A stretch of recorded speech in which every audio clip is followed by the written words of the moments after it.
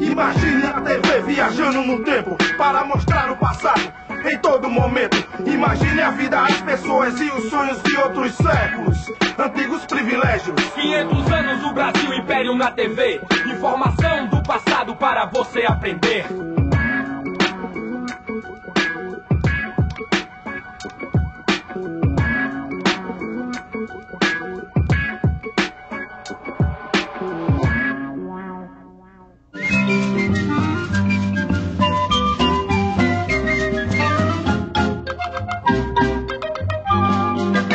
O período que vai do final do século XVIII até o início do século XIX tem um grande significado para a história do Ocidente. Naquela época, as monarquias, que pareciam eternas, começaram a desmoronar. Nascia o mundo contemporâneo. A Europa ingressa no século XIX com uma nova forma de pensar e num clima de guerra. Napoleão Bonaparte, imperador da França, desafiava o poder dos reis absolutistas. Em 1806, já era senhor da Europa Ocidental. Mas e em Portugal? Como está a situação aí, Joaquim Vaz? Muito difícil. A França ameaça invadir o país se o príncipe Dom João não declarar guerra à Inglaterra. No entanto, há muito tempo que Portugal depende economicamente dos ingleses. Creio que não há outra saída, senhores. Ou a coroa portuguesa sucumbe diante do exército francês, ou retira-se provisoriamente para o Brasil. Mas Dom João precisa da garantia de proteção da esquadra inglesa durante toda a viagem. Of course. E em troca vamos tirar muitas vantagens, é claro.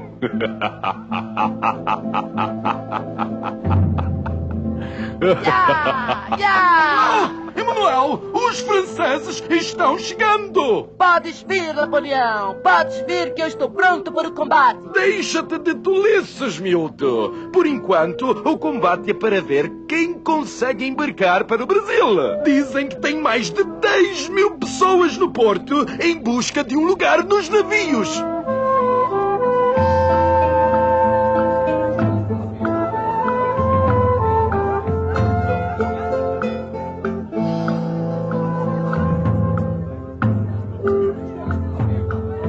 Pai, e o que vai ser de nós sem o príncipe? Serviçais, como sempre fomos, ó. Coloca este baú no navio e volta para pegar o restante das coisas. Sim, senhor! Depois do embarque tumultuado, a esquadra partiu do porto de Lisboa sob o olhar perplexo da multidão que se sentia indefesa e abandonada. Em março de 1808, as embarcações portuguesas entram na Baía de Guanabara. O desembarque da corte é um dos maiores acontecimentos da história do Rio de Janeiro. A população, em peso, compareceu ao porto para ver de perto o primeiro monarca a pisar nas terras do novo continente.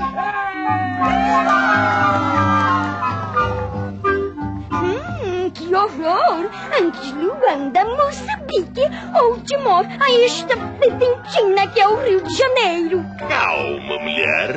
Aos poucos vou realizar melhoramentos aqui. Logo esta cidade será digna da realeza.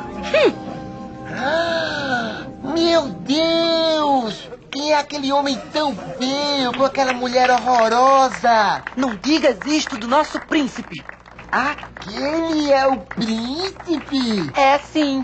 E aquela é Dona Carlota Joaquina, a esposa do príncipe. E você conhece a família real? Eu sou português e faço parte da... Quer dizer, fazia parte da comitiva. Eu estava no porto com meu pai, embarcando os baús do nosso patrão. E adormeci no navio. Quando acordei... estava sozinho em alto mar, sem meu pai, sem meu amo, que não conseguiu embarcar. Pobre papai, deve ter ficado desesperado. Olha, se você quiser, pode ficar na minha casa por uns dias, até resolver o que fazer. O meu nome é Severino. Obrigado, amigo. O meu é Manuel. Você mora longe daqui? Moro lá no Saco do Alferes, perto do mercado de escravos. Vamos, que é uma boa caminhada. O que significam essas letras? O povo diz que é prédio roubado. Na verdade, PR quer dizer príncipe regente. E por que estas casas estão marcadas? Porque foram requisitadas para alojar membros da corte. Mais de 2.000 que vão ser desocupadas e seus proprietários mandados para a rua.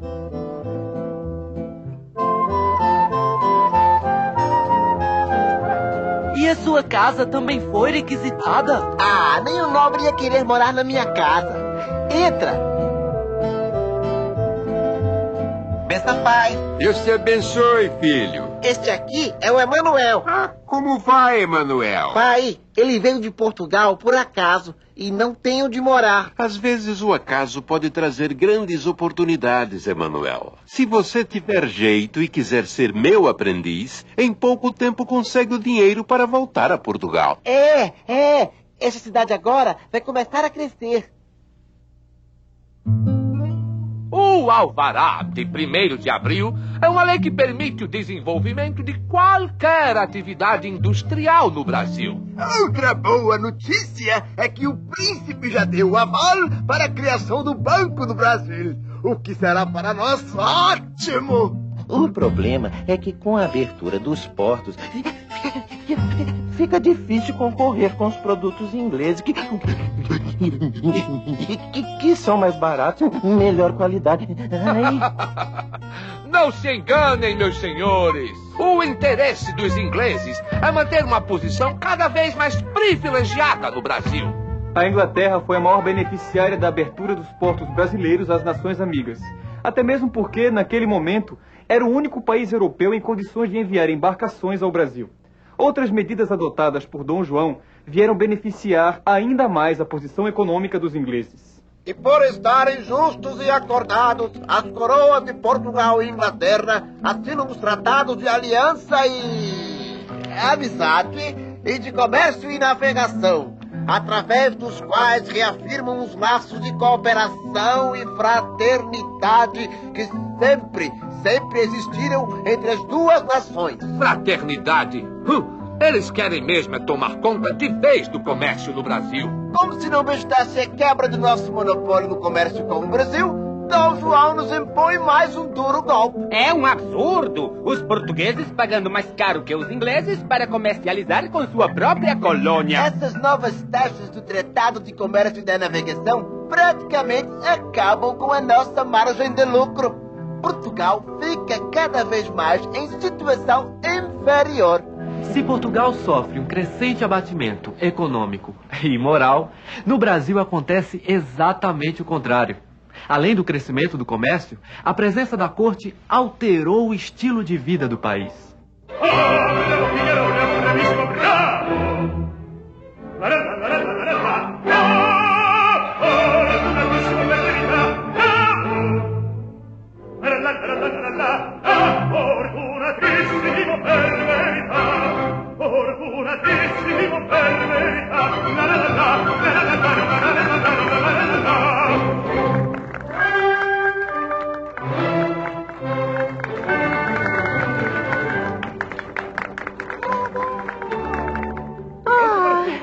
Quando teremos mais espetáculos como esse?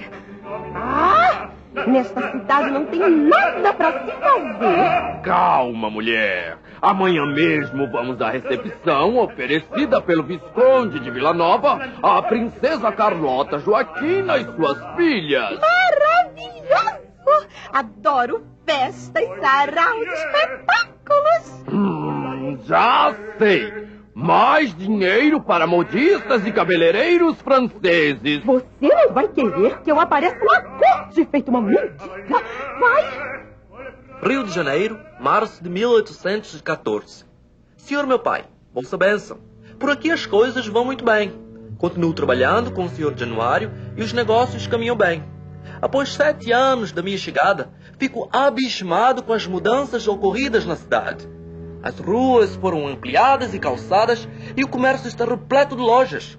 Mas os velhos costumes permanecem. Os festejos de rua ainda são o maior divertimento popular. Emanuel, Emanuel, hora de fechar a loja. Hoje tem espetáculo no Teatro do Largo do Rosário. Então, princesa, estás gostando do baile? Não podem esses mosquitos horríveis! O que tens aí, negra? Bolinho de mandioca com frutas.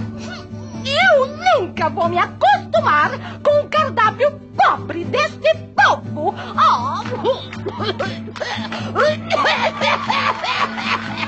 O que foi, princesa? Engoli o mosquito tropical. Acho que vou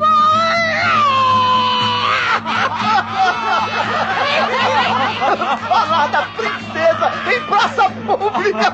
Isso da cadeia! Se os homens da intendência aparecerem aqui...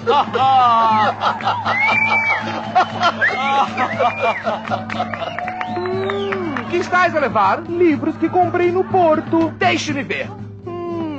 Nessa corte não se pode divulgar ideias contrárias à religião, à moral e aos bons costumes. Mas são livros de Rousseau, Voltaire. Pior ainda, essas ideias francesas de liberdade confundem o povo e perturbam a paz. Estás preso! Eu? E tens de pagar pena de 200 mil réis. Mas eu não fiz nada. Sai! Já vem os novidades! Do Rio saem muitas novidades para as demais províncias. A presença estrangeira dá o clima cosmopolita à cidade, que mesmo assim conserva marcas profundas dos tempos da colônia. 100 mil réis. Quem dá mais é vendido para o senhor. A Baía de Guanabara é o maior terminal negreiro da América e os escravos representam mais de 35% da população do Rio. Ao contrário do que já ocorre em outros países, a corte portuguesa teima em considerar a escravidão como indispensável à prosperidade de suas colônias. Com a saída das tropas de Napoleão, a situação do Império era bem diversa nos dois lados do Atlântico. De um lado, Portugal, enfraquecido, sem rei, sem sua antiga posição. Do outro, o Brasil, sede da corte e com um vigoroso movimento de comércio. Conservar a unidade do Império nessa condição era uma tarefa bem mais difícil do que imaginava a elite brasileira. Nós, ingleses, preferimos que Vossa Alteza volte para a Europa. Majestade, é preferível ter um grande poder na América do que sujeitar-se totalmente à Inglaterra lá na Europa. Eu detesto tomar decisões importantes, mas está decretada a elevação do Brasil a Reino Unido de Portugal e Algarves. Severino, ouça essa notícia. Estourou uma revolta em Pernambuco e o governador da província fugiu para o Rio. E o que pretendem os revoltosos? Criar uma república junto com as outras províncias que aderiram ao movimento. A revolta de Pernambuco no Brasil e uma conspiração liberal sufocada em Lisboa deram início a uma série de acontecimentos que iriam aumentar as tensões no Império Português. A aclamação de Dom João VI como monarca do Reino Unido reforçou o peso político do Brasil no Império Português, o que irritou ainda mais os súditos na Europa. Lisbonenses! Não temais as iras deste papão, pois não passa de um burro com pele de leão! Viva a Constituição! Viva! Viva a religião! Viva! Viva o rei! Viva! Viva! A Revolução Constitucionalista da cidade do Porto logo se espalhou por todo o país. O movimento propõe o fim do antigo regime e a elaboração de uma Constituição. Esse acontecimento teve grande repercussão no Brasil, de onde fala Tainá Funiô. No Pará e na Bahia já surgiram as primeiras manifestações de apoio ao movimento do Porto. Com o juramento do clero e das autoridades, a Constituição estabelecida pelas Cortes de Lisboa. Vamos ver a situação no Rio de Janeiro. As tropas portuguesas da divisão auxiliadora exigem do soberano o juramento imediato das bases da futura Constituição portuguesa e a demissão de alguns membros do governo. Ao contrário do que imaginavam os brasileiros, o movimento do Porto não era tão liberal quanto parecia. Aceitava algumas mudanças, desde que se preservasse a monarquia, a religião católica e principalmente que se restabelecessem os antigos papéis. Portugal retomar seu poder de metrópole e o Brasil voltar à condição de colônia. Emanuel, Dom João anunciou sua partida para Portugal. Vai deixar seu filho Dom Pedro no Brasil como príncipe regente. E por que você não se candidata a deputado para representar o Brasil nas Cortes de Lisboa? Caros eleitores, votem em mim! Vou defender uma Constituição que garante os direitos e liberdades individuais, que limite os poderes do soberano e que dê voz à sociedade. Muito bem, senhor deputado. Agora vamos nos juntar ao povo que prepara uma despedida especial para a corte no sábado de Aleluia. A simulação do enforcamento de alguns membros do governo, como o intendente da polícia e o comandante das forças militares, às vésperas do embarque da corte para Portugal, representava, simbolicamente, o espírito dos brasileiros com relação à autoridade portuguesa. Veja no próximo episódio como a partida de Dom João VI criou condições para o confronto entre forças tradicionais e renovadoras que iriam marcar as primeiras décadas do século XIX no Brasil.